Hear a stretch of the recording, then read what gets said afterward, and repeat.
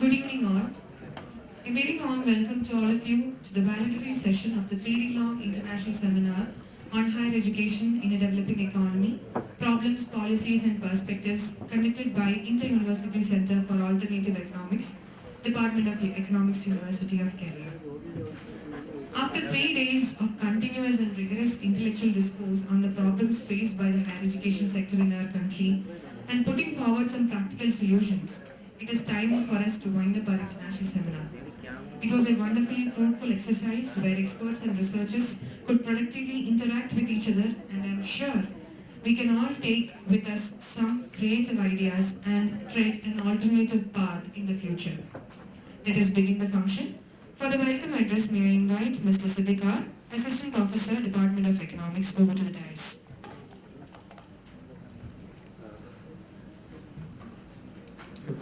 A very warm good afternoon.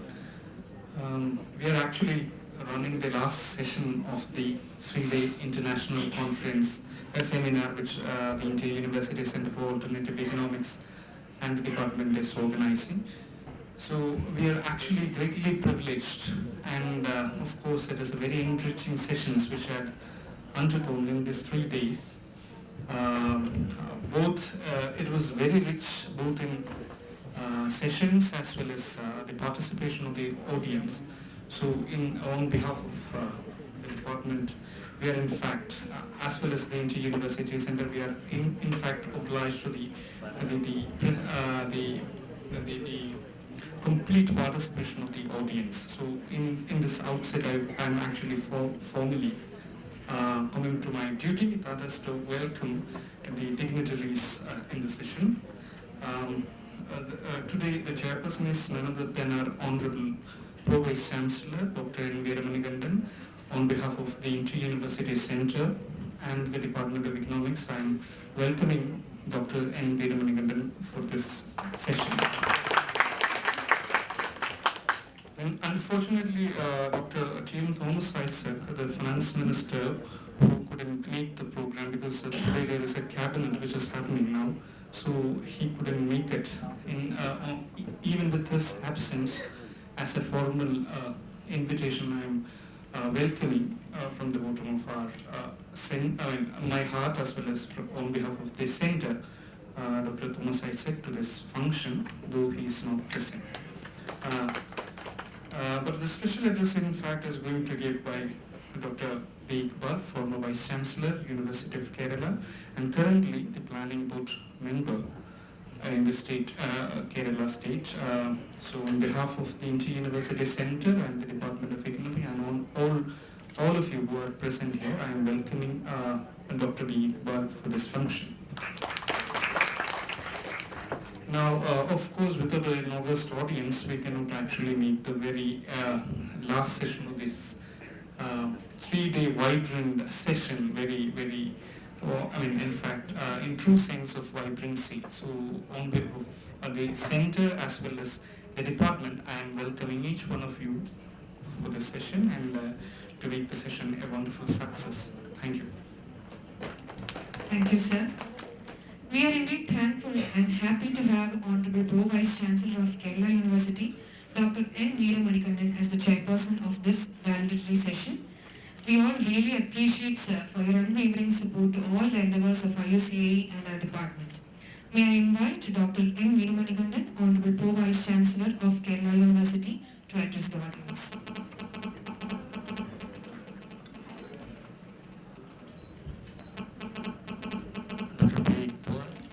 Former Vice Chancellor of Kerala University, Dr. Salim, the dignitaries of the dais, delegates, faculty members,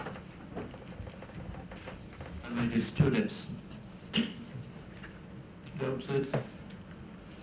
It's the fag end of the 3-day international conference, and I hope that these 3 days is definitely fruitful discussions and deliberations on the current issues, the issues that is associated in higher education as well as the issues related with the financial aspects. And with the higher education as such. So I hope that this 3-day function definitely help you and fruitful discussions and deliberations. And it is time to close this session. And also, all the deliberations and discussions that happened last 3 days have to be recorded and it is to be published. And also, as we all know that this center is part of the, it is running by the government support. And definitely we have the responsibility to submit the outcome of this report to the government. I hope that we will do by these authorities. And with this, I express my wishes. Thank you very much. Thank you, sir. We feel really fortunate to have Dr. B. Ekbal, former Vice Chancellor of Kerala University, as our chief speaker for the session. Dr. B. Ekbal is a public health activist, a neurosurgeon, an academic, in short, a multifaceted and a very popular personality to all of us. Dr. Ekbal is currently a member of the Kerala State Planning Board. He played a vital role in the People's Plan campaign and was also the joint conveners of the Jan Swasthya Abhiyan. He was the president of Kerala Shastra Sahitya Parishad and is currently the editor of its online science journal. With utmost respect, may I invite you, sir, for the valedictory address on the topic Open Access, Barrier-Free Academic Publication, Opportunity for Developing Countries. Dr. Veeramanikandan, Dr. Abdul Salim, Siddiq, and my dear friends. Due to various reasons, I am indeed extremely happy to be with you this evening to participate in the higher education, the seminar on higher education in a developing economy.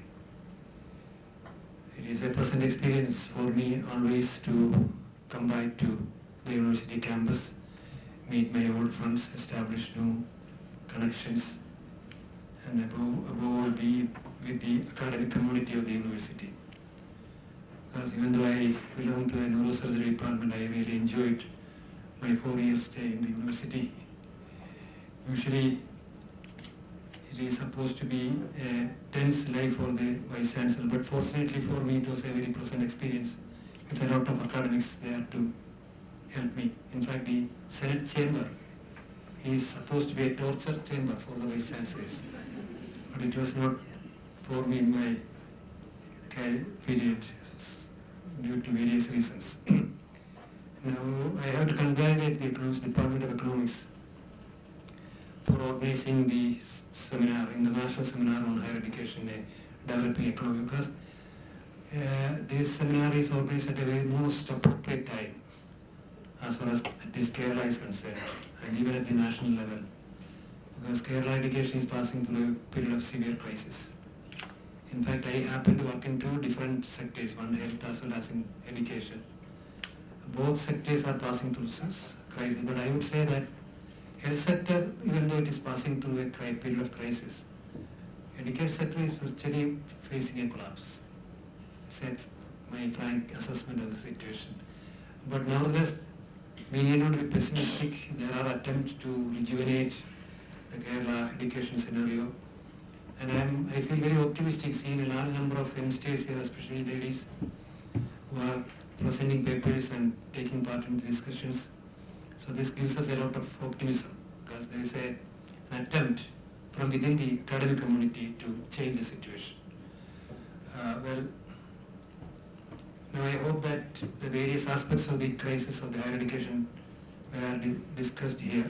There are the crisis encompasses various areas. There is an academic crisis, there is a financial crisis, there is an administrative crisis also. So I am sure that all these has been looked into and alternative strategies have been identified and discussed here. And I hope that this seminar will pave the way for a possible vibrant academic atmosphere in Kerala. And I am also very interested in to know more about the Inter-University Center for Alternative Economics. Even though I am not an economist by training, I am interested in economics, especially health economics. And I am sure that you will be looking into these, many of the alternatives that are emerging. Now Dr. Prasad told me that You are looking into peripheral issues which are not usually discussed in the mainstream economics academic stream. You are looking into human rights, law and economics, etc., etc. And I think one of the areas which you should look into is related to the topic which I am going to present here. And I think you should look into intellectual property rights and its impact on economics and education. That is extremely important. Education, after all, means one of the objectives at least is acquisition of knowledge and dissemination of knowledge. So it is here that the topic which I am going to present is relevant as far as developing world is concerned. So I will be talking on open access publications, and we have the traditional subscription-based publication which we are used to, and from there is a shift happening globally towards open access publication, which is a different approach altogether. That is to say, barrier-free access to information to a global community through internet. So from a subscription-based publication, we are shifting to open access publications globally, and a large number of journals have now come up in the open access area. And when you look at the new world order, you see that you see different trends in the new world order. One is a tremendous scientific explosion of knowledge that is taking place. Not only science, I mean, not only the natural science, in the social science also. And secondly, knowledge production is taking place at an unprecedented scale globally. And meanwhile, there is an integration and assimilation of various disciplines are taking place. And I have felt always that as a health activist, at least I cannot work without knowing health economics. Integration and interdisciplinarity is emerging. And there is a monopolization of knowledge also taking place through intellectual property rights. So this is a global situation as far as knowledge production and dissemination is concerned. Now, but open free software philosophy, which is formulated by Richard Marty Stallman and his friends, opens up new possibilities. Like the University Center for Alternative Economics, this is an alternative to the mainstream mode of intellectual property rights. The free software movement is emerging as an alternative. That is what we are going to discuss here. But free software philosophy basically was formulated by Richard Marty Stallman. I hope you know the RMS, who was the professor of computer science in the much prestigious Massachusetts Institute of Technology, USA. He at one stage noticed that the softwares are getting copyrighted and getting privatized. So as an alternative to that, he formulated a philosophy which is called general public license or copyleft. If you buy a proprietary software, you know that if you buy a proprietary software, especially from various proprietary companies, the Windows, for example, is a proprietary software from the Microsoft.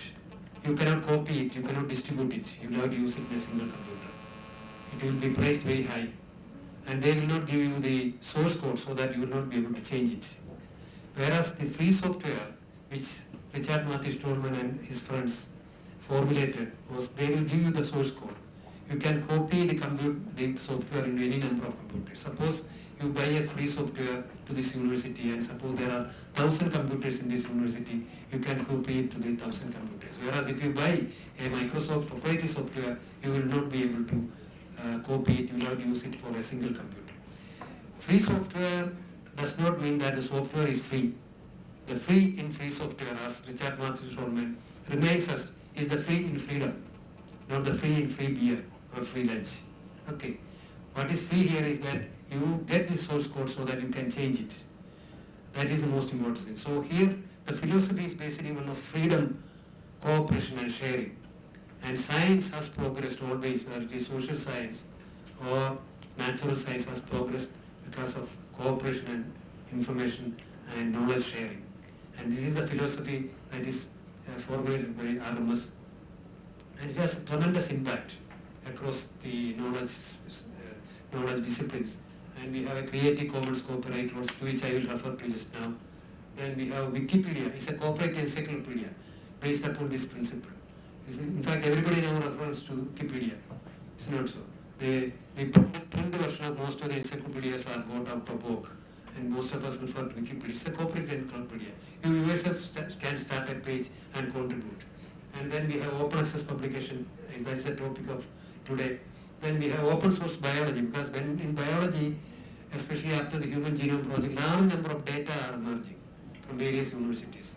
You put them on the public domain so that anybody can utilize this data for further research. That is open access, open source biology. Then open source drug discovery. You can discover a drug by cooperation between various agents. In fact, already there is a research project for developing a new drug for tuberculosis is going on in India. And even our chemistry department is cooperating with that. Even bioinformatics department is cooperating with that.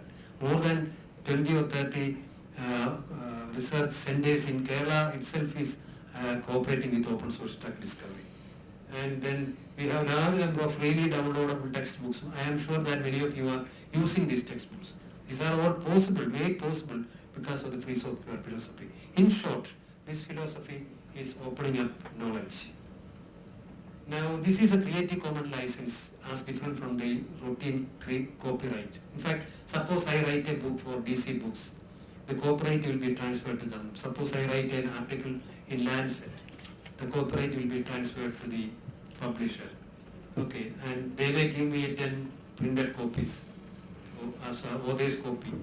And if I want an 11th copy, another copy, then I will have to buy it from the DC Books till the copyright period is over. But here, this is Lawrence Lessig, who was the professor of law in the Stanford University, has devised a new form of license which he calls Creative Commons, where whatever you write, others can copy, display, distribute and perform copyrighted works, provided you attribute the work to the author. Okay. Suppose I write an article in one journal, that article can be reproduced by other. Suppose I write and say this is under Creative Commons license. In fact, I have published a book on Indian drug industry on Creative Commons license, and one Tamil Nadu publisher republished this in Tamil without even getting my permission. Because I have already given the permission, it's uncopyrighted, because I am happy that it is published in Tamil. But provided it is published on a non-commercial purpose and with a non-derivative work. Of course, if I can give the right for derivative works, say in the music, for example. Suppose I compose a music and it is copyrighted creative license. I can either say nobody can do any derivative works from it, or I can give that permission also. So this is the effect of Creative Commons copyright rules. Now this is a print-derived model. You have a manuscript, many of you will be doing this, and you send the manuscript to the publisher. Automatically the author transfers copyright or exclusive publishing right to the publisher. And it is published in a journal, prestigious journal. And there is no free use. You will have to buy the journal to read the article. Only those who can afford expensive subscription or license have access to the article. This is the situation now. Now, why is that print-derived model is important? Because they have a peer review which ensures quality. Then it acts as a filter. See, anybody and everybody cannot publish in these numbered journals. So it acts as a branding. Then science, social science index, it appears in the social science index. When you apply for a job, for an academic position, you can say that it has appeared in the index. Then usage evaluation is the impact factor methodology. And there is some amount of scientific legitimacy or credibility when you publish in a peer-reviewed print journal. And that is granted, that is true also. But however, the problem is that, see, education basically means acquisition of knowledge and dissemination of knowledge. But what happens here is that the subscription license limits access. To be useful, should be read, cited, and must be accessible to all. But because of the copyright restriction, this is not possible. Many other departments, I am sure that in your department finds it extremely difficult to subscribe to some of the new international journals. It's not extremely costly. Then prices need not reflect always the quality. Just because it means that an international journal is very costly does not mean that it's qualitatively better than other journals. Then all the others lose their rights. inefficient and slow. The whole system is inefficient and slow. The peer review process, publication, etc. are so slow and inefficient. So there are people there, and another very curious thing also happened. Say, you do research by public funds.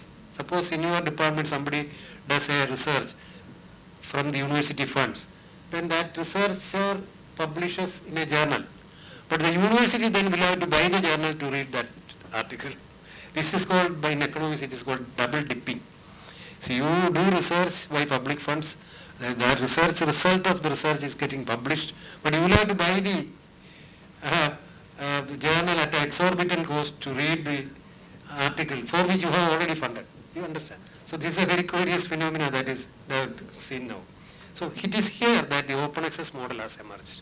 What is happening here is that the manuscript you send to a publisher, author or an institution pays a small amount or amount of money, or rather institution pays on author's behave to the publisher.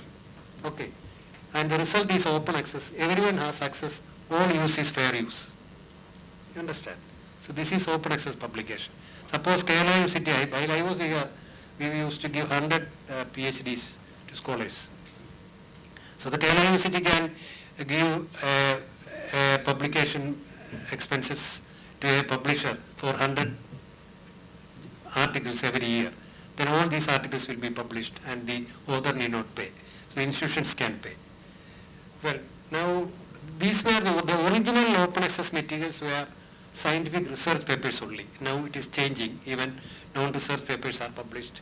Raw data and metadata. This is very important because you generate a lot of data when you do research.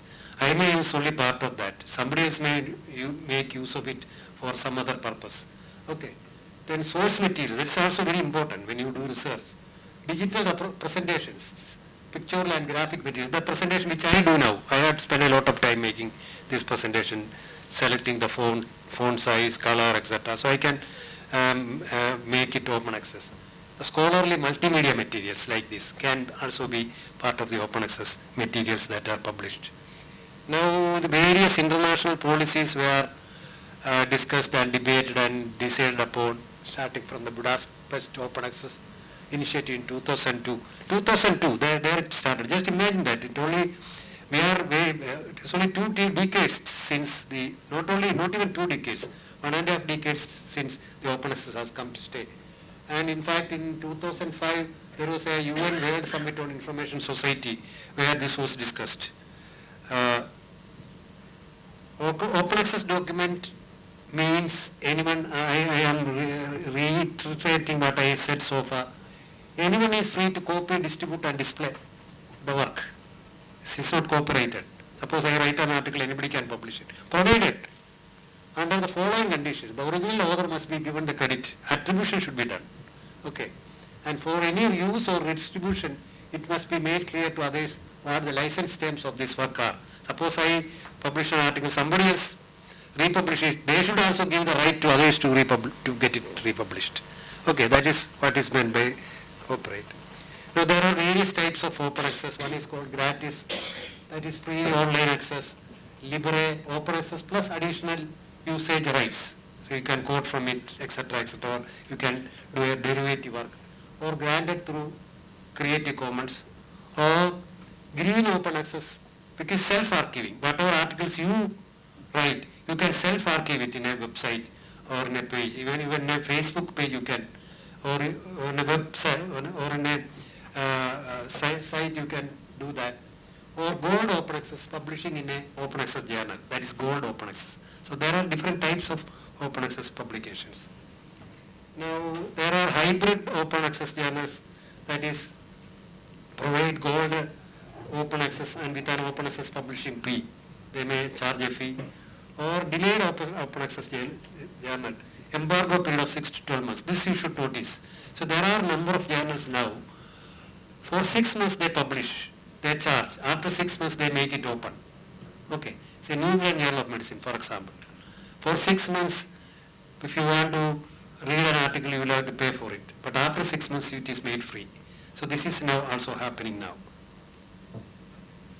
There are a large number of open access initiatives. Some of you know we mentioned about And some of the very famous one, more popular ones are the Biomed Central. Originally, the open access started with mostly biological subjects, but later it changed science and but now humanities also come. PubMed's Public Library of Science is one of the very important pros.org, one of the very important open access publication. In fact, I understand that Dr. Achushankar, who in the inaugural session participated, he writes very frequently in the open access publication published by Public Library of Science. Now, this is also a very significant thing that has happened. PROS had published an open letter by scientists, about 30,000 signatories, to the established scientific journals.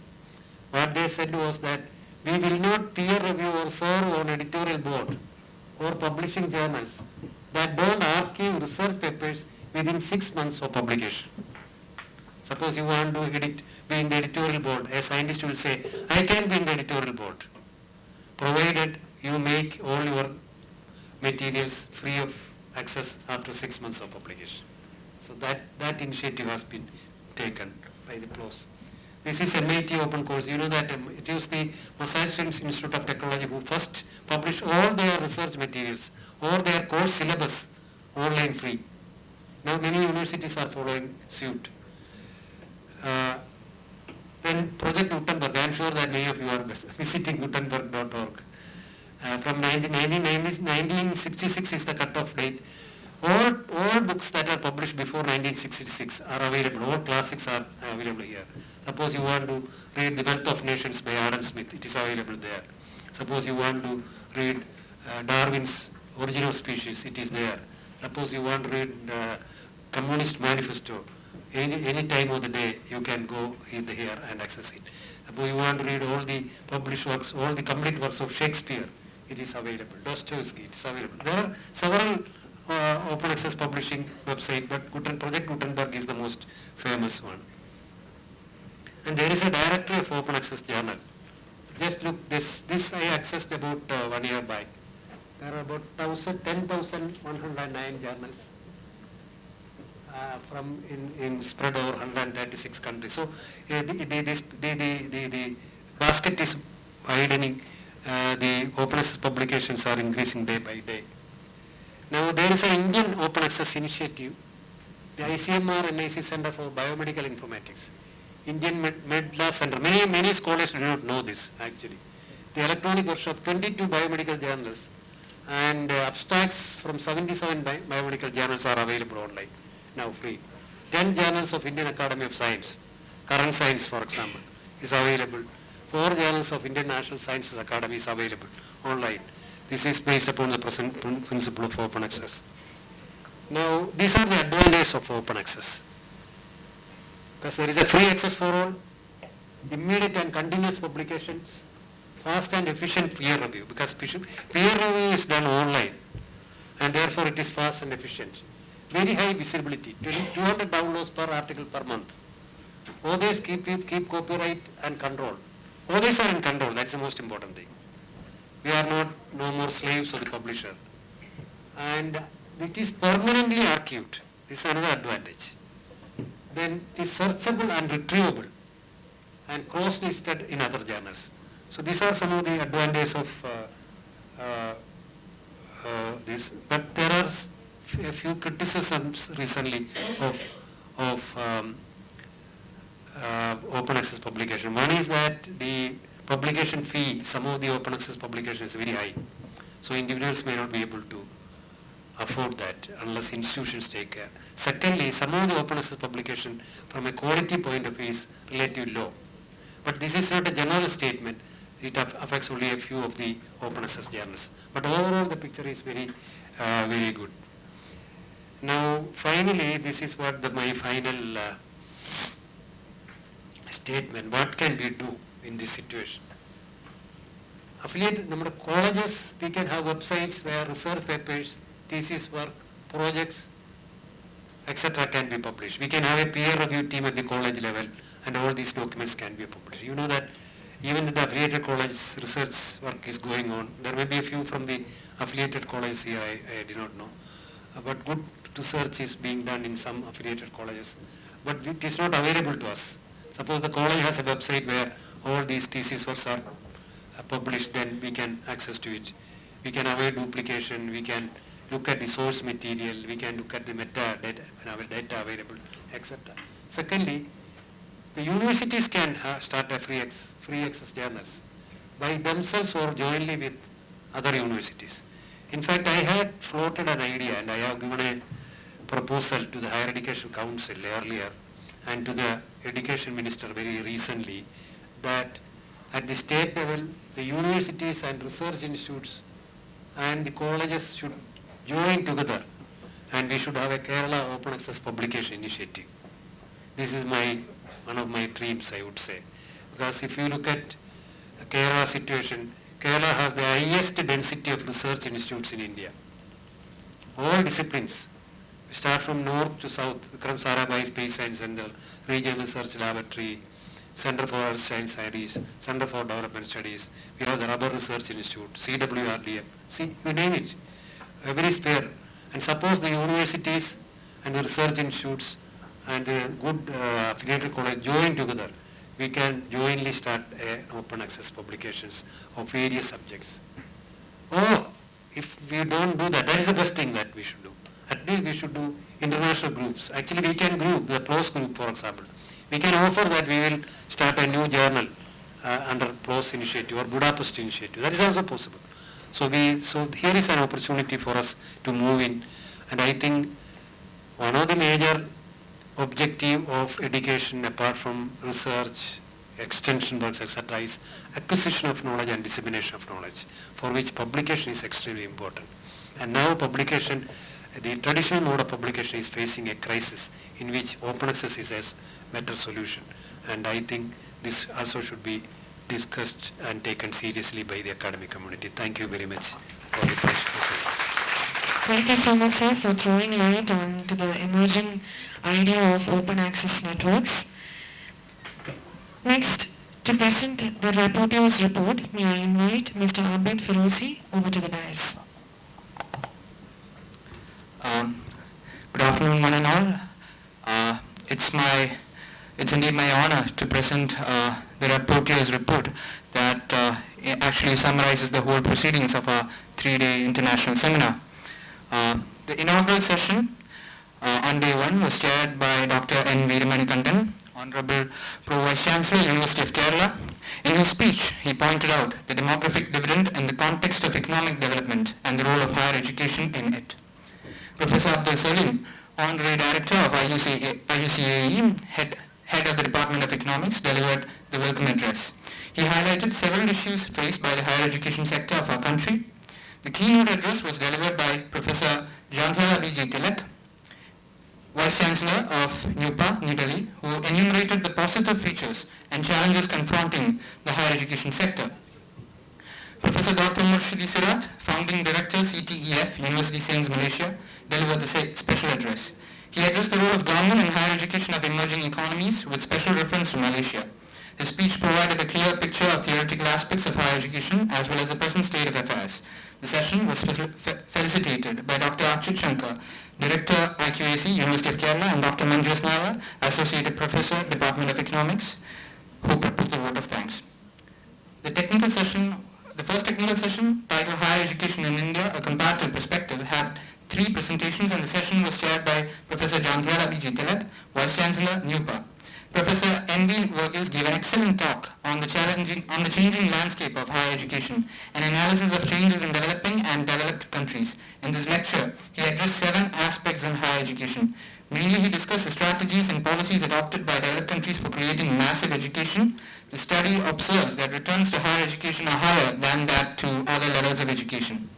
The developed market economies relied on public institutions to massify higher education, while developing countries relied on markets to massify higher education. Also, he rightly pointed out the relevance of MOOCs and the massive open online courses popularized learning without boundaries. It democratized knowledge, in other words. Then he spoke about the pressure from globalization to improve quality through external quality assurance, EQA, and internal quality assurance cells, IQAC, as As a concluding remark, he revealed that higher education is becoming a global business rather than a global public good, and the major challenge is how to manage this massification. The next speaker was Professor K. Gangadharan, who presented a study on social science research in India, deterrents and determinants. He pointed out that there should be clear earmarking of the funds for social science research in its budget. Also, he suggested to create active links between research institutes and university departments.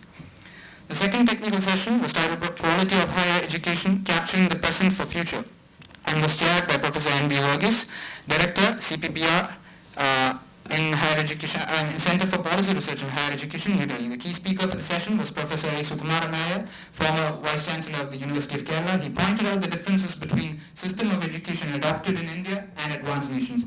He opined that to improve the standards of education system in India, greater autonomy is to be vested with the faculty. It was followed by the presentation of Dr. Asha JV, Assistant Professor, Department of Education, University of Kerala, on the topic Quality Issues and Trends in Teacher Education and Alternative Perspective.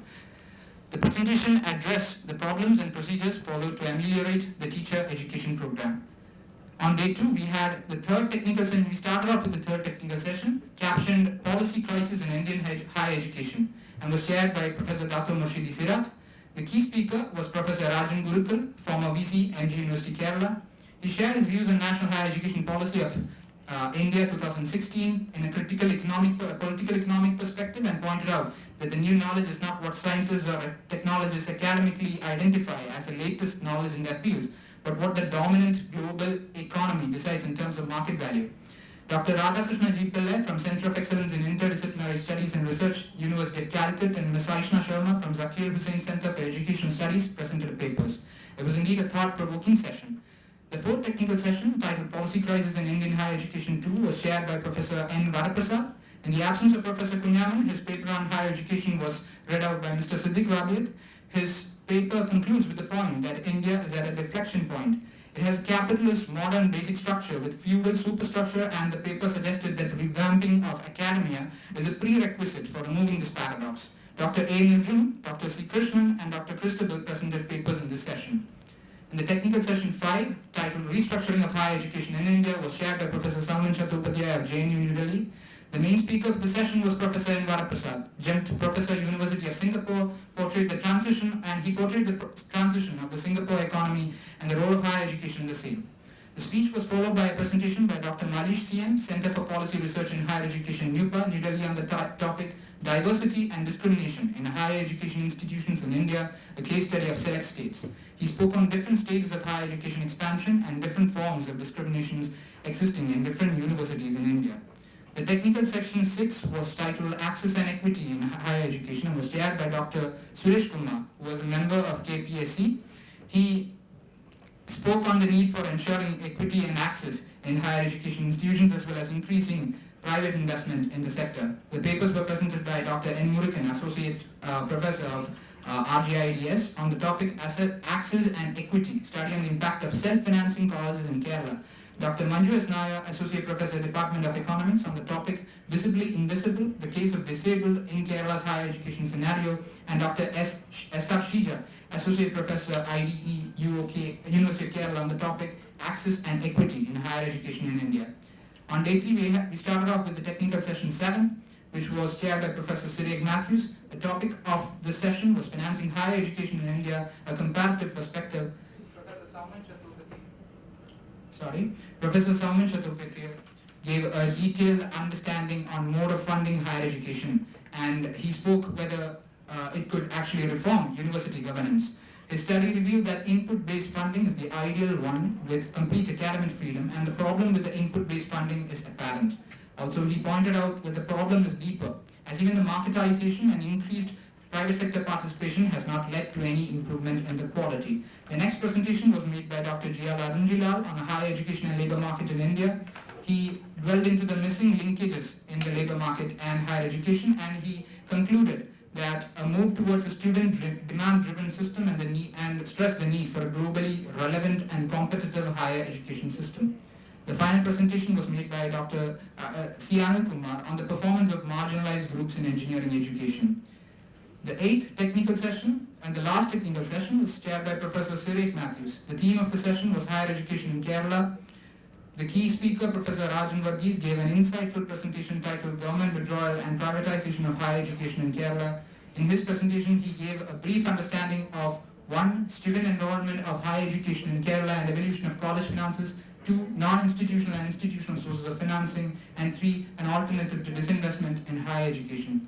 The second speaker was Dr. Sunija Begum, who presented a study on the role of private institutions in promoting higher education in Kerala. The study concluded that it is essential for Kerala to increase the number of higher educational institutions along with qualified faculty and adequate infrastructure in order to attain the targeted increase in gross enrollment ratio in higher education. It is essential for Kerala to increase the number of higher educational institutions along with qualified faculty and adequate infrastructure in order to attain the targeted increase in gross enrollment ratio in higher education. The next presentation made by Dr. P.S. Devakumar on bridging the industry academia gap, the way ahead for higher education in Kerala, pointed out that there should be university industry tie-ups so that faculty members can be placed with industry openings by way of exchange programs. Patent registration and commercial exploration, such options needs to be explored. Last presentation of the technical session was made by Shaila Hamid on new initiatives in Kerala higher education system, potentials and constraints. Her study argues that there is a need for educational system that is modern, liberal and can adapt to the changing needs of a changing society, a changing economy and changing world. Then, afternoon, we had the researcher session which was chaired by Dr. A.K. Prasad from the Department of Economics, University of Kerala, and we had presentations by Rajilan MC on higher education and employability in India, the road less traveled, and we had another presentation on Sajida P, who explored the gender dimension and influence of migration in higher education and employment in Kerala, and finally by Himanshu Tripathi, who explored the need for honors undergraduate courses that would serve as a tool to enhance higher quality education in Kerala. Thank you all for your patient hearing. Thank you so much. Thank you for the brevity, Mr. Firdausi. To propose a vote of thanks, may I invite Honorary Director and IUCA and Head, Department of Economics, University of Kerala, Professor A. Abdul Salim.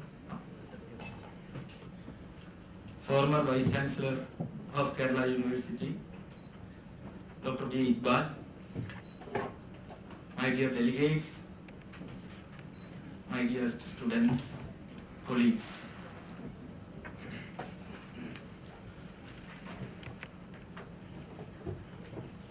So, 3 days, 11 technical sessions, 9 technical sessions, 1 introductory and inaugural session, 1 research session. Very eventful 3 days. 11 invited speakers, 21 paper presenters, all on education, on different issues of higher education, more specifically. See, in fact, initially, while notifying this event, the center has received 132 abstracts. But I insisted for the full purpose. Finally, before printing the final brochure, we have received 41 full papers, out of which the screening committee has selected 30 papers. Okay. All the invited speakers also gave their full purpose. So the center is highly thankful to that, because the center works on the outcomes which may come out of all these events. This is in fact going to be the product of the center. Otherwise, this money is going to be a waste. Seminars, workshops, etc. In various institutions spend it heavily. But after the event, everything is gone. No output is the result. So here we insisted for the output. See, from our first international event, we had a different experience.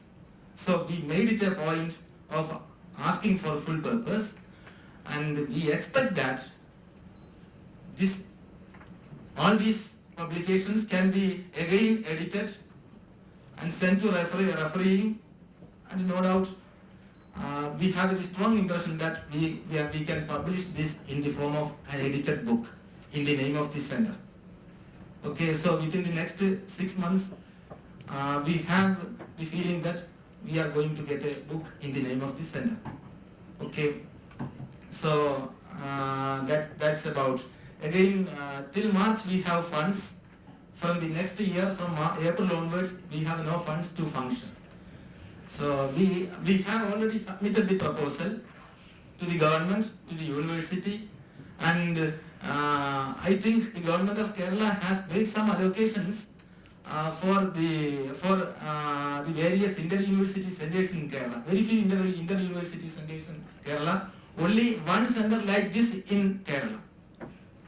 That too under the Kerala University, and we expect that, no doubt, University of Kerala and the government of Kerala is going to allocate funds to continue with the activities of the center. I request our Honorable PVC and also the member of the planning board, Dr. Ekbal, to help us by asking for more funds for functioning the center. Okay, then out of this international seminar, 3 things turned out.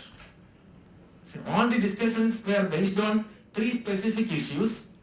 One on expansion of higher education in India and Kerala, the other on quality of higher education in India and Kerala, the third one on access and equity in higher education in India and Kerala.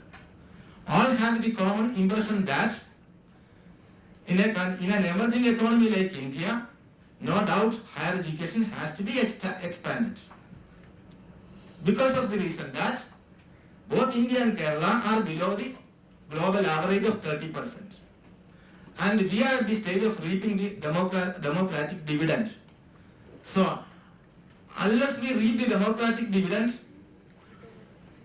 India is not going to overcome China, or India is not going to solve the basic problems of the country. The basic problems you know. So, if you want to achieve the democratic dividend, education is the solution. Particularly higher education is the solution. Knowledge creation is the solution. So, we should expand our higher education system.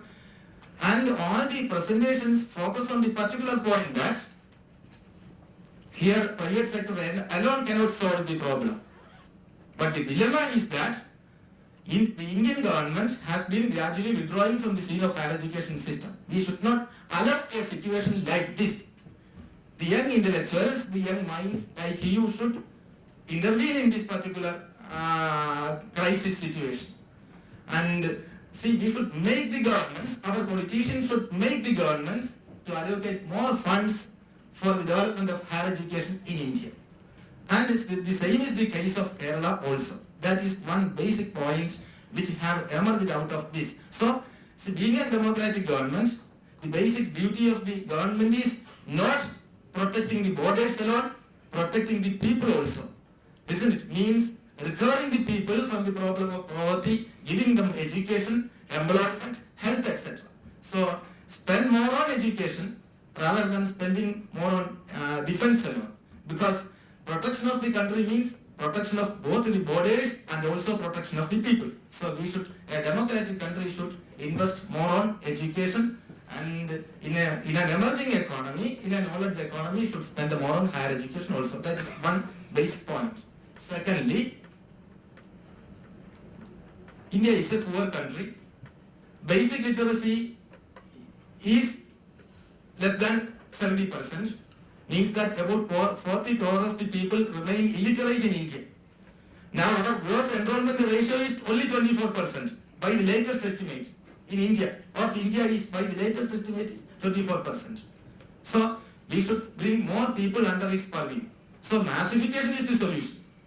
See, and from where you should draw the people? From the common class, from the poor. So if you want to bring more people attract more people from the common class and poor, see, attracting private sector alone is not the solution. Government should have to intervene by allocating more funds. That is the only solution. That way you can solve the problem of equity in access to higher education for students, for children belonging to various socio-economic groups. India being a poor country because of that reason. So that is the second major point. Now, the third important aspect is that quality of education in India is poor. Kerala also it is poor. In Kerala also it is very poor. So we should improve the quality. How can we improve the quality of education? By investing more on education. By investing more on education and also by restructuring our education system. We still stand in the same old Macaulay system of white collar education. We still create white collar jobs. We still create clerks. Isn't it? We are not really creating intellectuals. So quality has to be improved. So teacher quality has to be improved again. So these are the three basic issues. And see, the book is going to come. You can read more on the basis of more of these presentations. For paucity of time, I am not telling much on that. Now, I am coming to my duty. See, my impression, I have listened all the presentations. I was here till the last presentation, except one or two I am here. See, all the resource persons have given, that is my impression. I don't know what about you, I don't know your impression, but my impression is that all the resource persons have given justice to the seminar and also to their presentations. All have proved resourceful. Some juniors are not having that much experience of presenting everything, conveying their basic idea in 8 to 10 minutes. That is the only problem. But all the purpose, all the presentations were resourceful. The key speakers, Professor Jandiala B.G. Tilak, Professor N.B. Varghese, Professor Dato Murshidi Sirat, Professor A. Sukumaran Nair, Professor Rajan Gurukal, Professor N. Varaprasad, Shoman Chadavadhyay, Rajan Varghese, Ekbal sir, were all proved powerful enough to convey their ideas. On behalf of the center, on behalf of the Inter-University Center, Department of Economics and the University of Kerala, I express heartfelt thanks. Those who presented papers include Professors Gangadharan, Asha, Radhakrishna Pillai, Aishna Sharma, Nijum, Christabel, Arun Jilal, Malish, Murugan, Manju, Shija, Anil Kumar, Krishnan, Sunija, Devagumar, Shaila Hamid, Rajilan, Sajida Himanshu. So, in the name of this Inter-University Center, Department of Economics, and also in the name of the University of Kerala, I express the centers, and also on behalf of all of us, I express heartfelt thanks.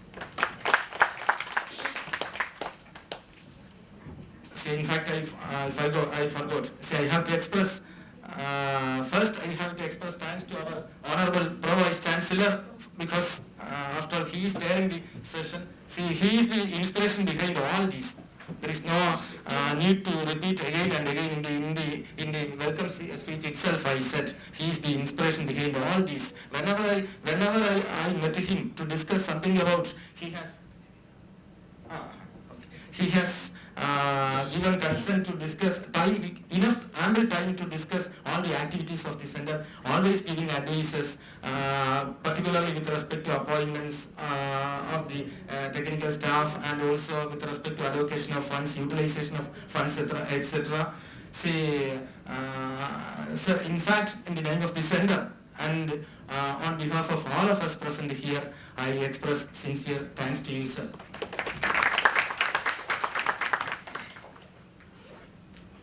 Dr. Achyut Shankar S. Nair, sir.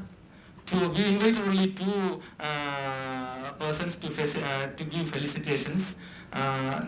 For technical reasons, Professor Suresh Gyaneshwaran sir could not come for the event. Achyut Shankar S. Nair sir came and made a very good, wonderful felicitation on behalf of the center, and also on my personal behalf. I express sincere thanks to him.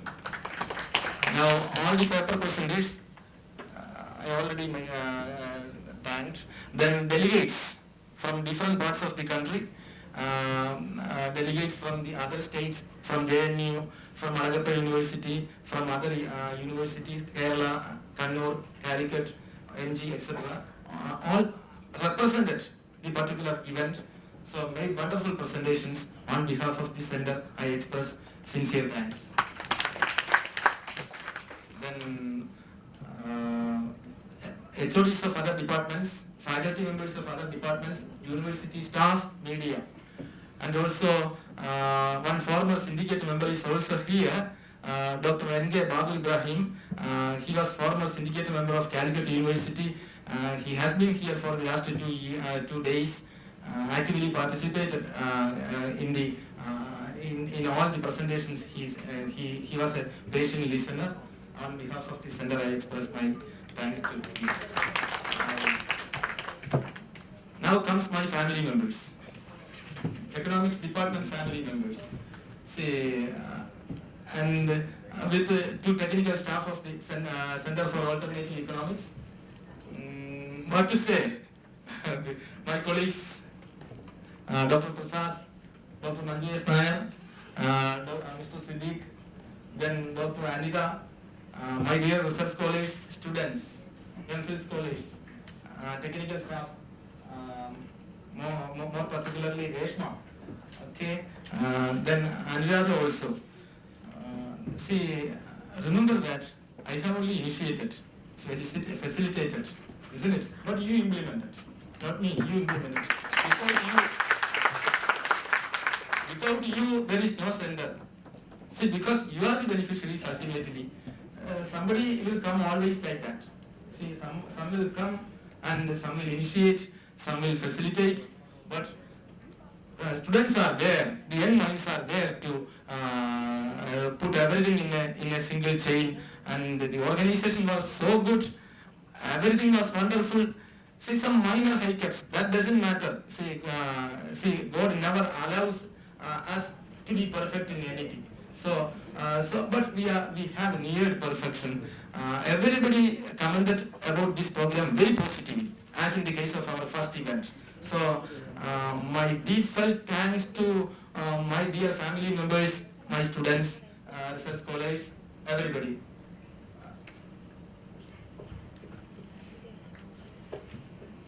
Then, see, tomorrow at 11:30 we are going to have an evaluation session in the department conference hall.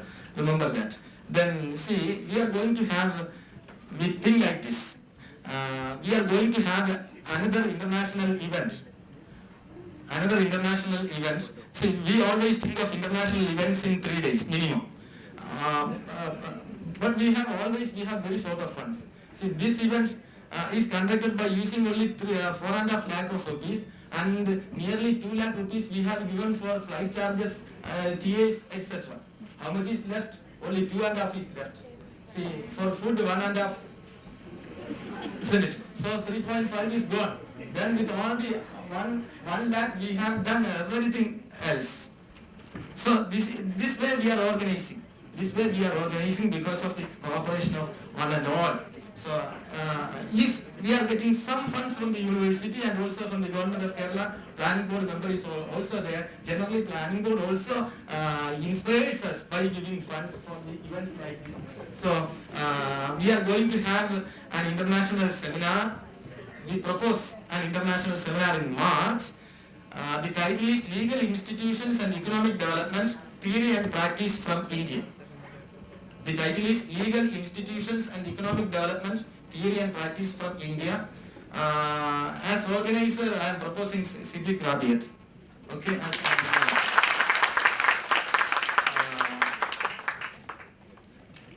So with this, once again, I express my deepfelt thanks to all. Thank you. Thank you, sir. I hope all of you are taking back something after this 3-day-long seminar and discussion. Thank you once again to all of you for your active participation. We look forward to see the same enthusiasm and participation in all the future endeavors of IOCA from all of you. Let us all stand up for the national anthem.